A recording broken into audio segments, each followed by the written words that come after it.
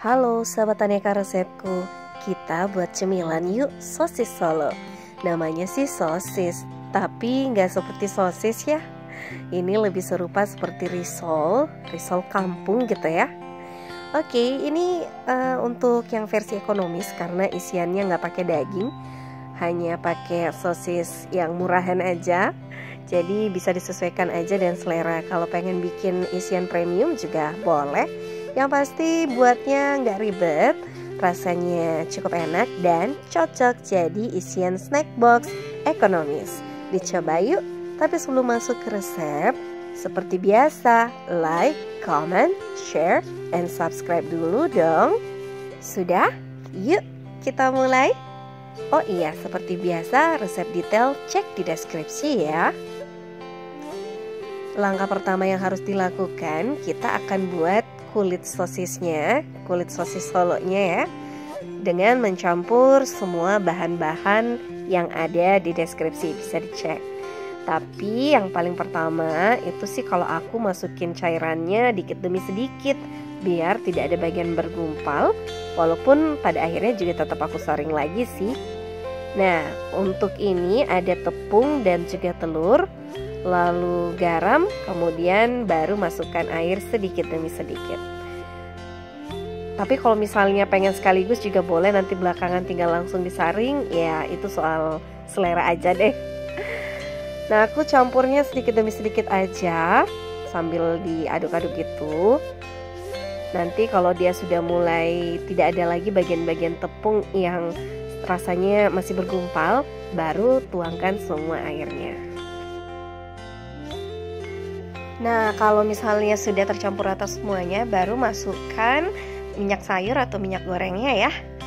Kalau sudah diaduk rata, baru kita saring agar nanti kulit sosis Solonya itu tidak ada yang bergerindil ataupun juga jadinya halus. Oke, saatnya kita mendadar kulit sosis Solonya. Pakai minyak, olesan minyak, kemudian apinya kecil aja, lalu tuangkan 1 sendok sayur. Oh ya, mohon maaf untuk kompor legendnya yang tampaknya udah nggak menarik ya, tapi fungsinya masih oke lah ya. Oke, nanti ini untuk tanda masaknya atau matangnya itu biasanya pinggirannya udah mulai lepas sendiri. Kalau udah kayak gini, udah bisa deh dilepas.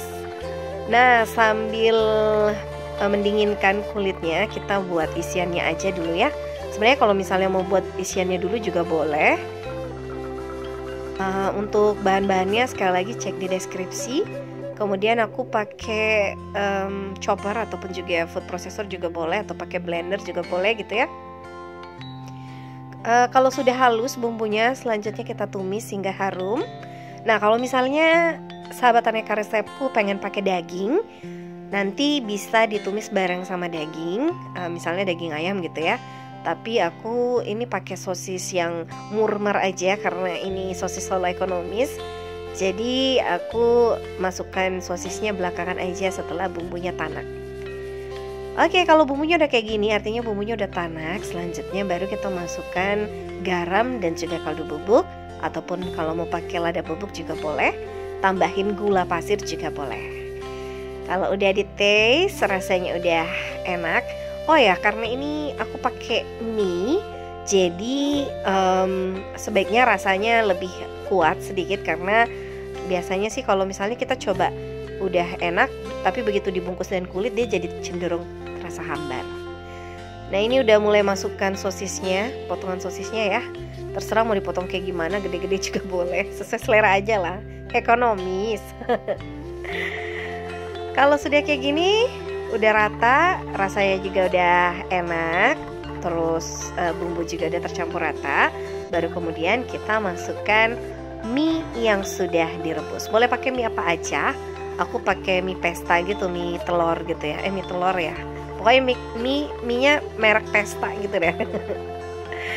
Mie kuning gitu. Mau pakai bihun juga boleh, terserah lah, sesuai selera aja. Intinya apapun yang rasanya enak dan ekonomis kita pakai.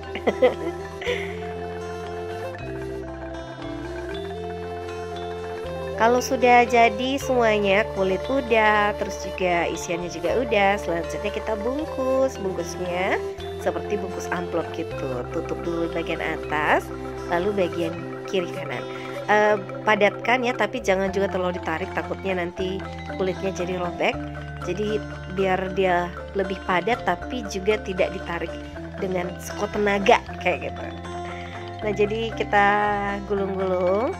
Oh ya, ini tuh bisa tahan. Jadi kalau misalnya kita buatnya agak banyak, baru mau digoreng besok juga boleh, masukkan kulkas aja ya. Nanti setelah mau digoreng, baru kita celupin sama kocokan putih telur. Kayak gini nih. Jadi gorengnya tuh nggak perlu pakai panir, nggak perlu pakai apa-apa gitu ya.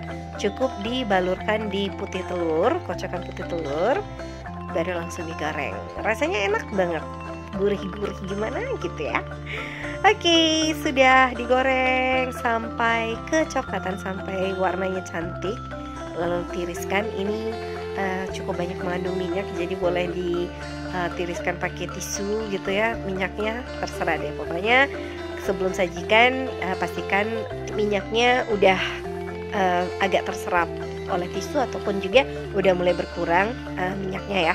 Yang jelas kalau mau masukkan ini jadi snack box, pastinya harus dibungkus lagi. Jadi biar bungkusnya rapi, cantik, usahakan minyaknya itu udah terserap oleh tisu ataupun juga udah ditiriskan dengan baik. Nah, kayak gini nih jadinya. Enak banget, apalagi dicocolin sama sambal, saus sambal gitu ya.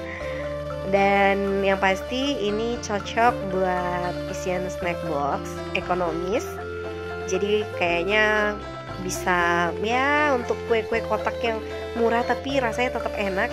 Dan yang pasti aman lah ya, ini juga nggak ada bahan-bahan pengawet dan sebagainya. Jadi pokoknya cocok ini. Dicoba ya sahabat aneka resepku. Kalau udah coba jangan lupa dong untuk komen di kolom komentar.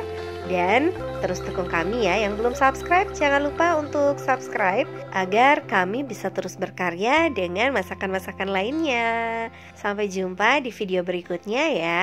Terima kasih sudah menonton ya.